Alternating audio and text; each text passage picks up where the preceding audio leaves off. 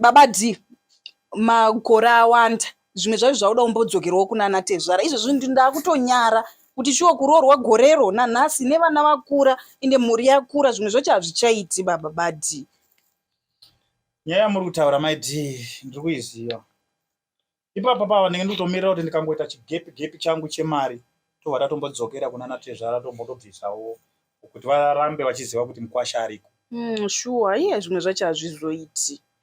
Asi maidhi unozviziva herewe kuti ukapinda mushopu wobva wakwereta shuga wobva wambobhadhara imwe mari yongo inayo wozoti ndichazouya nemwe mari ndichikupai. Wobva waenda neshuga iya kumba wobva waona kuti shuga iya watenga kushopu kuya kwayakaboka iwatokumba. Unoziva here kuti zvinokuoresa mwoyo kuti uzokwanise kuzondobhadhara mari yakasara. Babadi, zvekutenga shuga yakaboka kushopu zvinotadzisa here kuti wabika tii yako inotapira? Kuboka kweshuga kunotadzisa kuti tii itapire?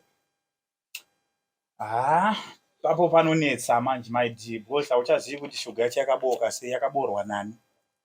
Uye akabora akatorimo. Pamwe haichanaki zvinongooresa mwoyo ndozvandirongoedza kusana. Ndanzwa paishu yekuti haichanaki inyaya yesipunu yaunenge uchishandisa.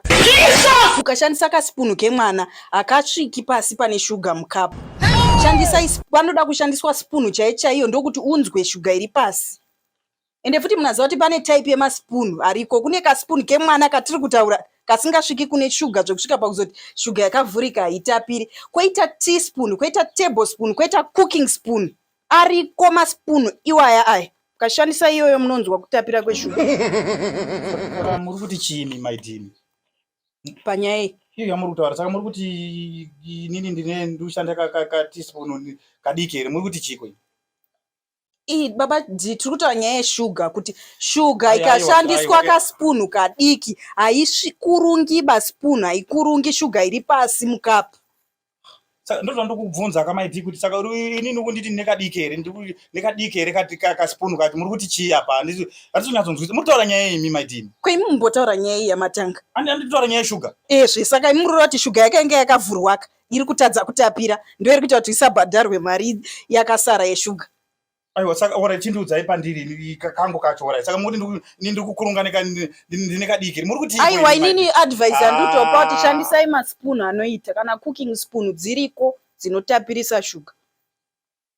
Saka aiwa ndizvo zvandikukubvunza kamaidhi. Iyo nyaya yako imbori papiko iwo? Handizivi mumbori nenyaya ipi. Ndimatanga nyaya apa. Iwo maidhi ndakupindura nyaya yeshuga iri panapa. Izvi ndio nyaya yeshuga yatiri kutaura. Saka kateaspoon saka kuti nini kateaspoon ndine kateaspoon nini? Ndapoti mune kateaspoon saka imi muri kuti ndiri shuga yakavhurwa isina kupera kubhadharwa. Ndizvo zvandambotaura here. Kuini ndambotaura kuti uri teaspoon here. Aiwa saka iwo kuti hanza hamusi kukurunga muri kukurunga nekateaspoon. Saka taura kuti nini kateaspoon. Anombotaura izvozvo. Ini ndinotokupa advice shandisa kana kaspoon kemwana akasviki ikoko. Saka iwo kana wakufunga izvo tuto zveshuga. Iwo ndiwatochinja nyaya yakapa ndotondichinjira nyaya. Anambochinja nyaya bai. Wachinja kai ndikutaura nyaya yeshuga. Saka iwo hautonditi hasha iwo ndiwatanga nyaya yako ndakupindura nyaya yako. Ndachinja nyaya papi iwo saka iwo kutaura kuti iwo pana uziya kayowana ane ma cooking spoon auri kutaura iwo. Cooking spoon kudi saka imi munoziya shuga dzakavharwa kaimi. Shuga dzakavharwa chipi? Makaziya sei kuti inovharwa.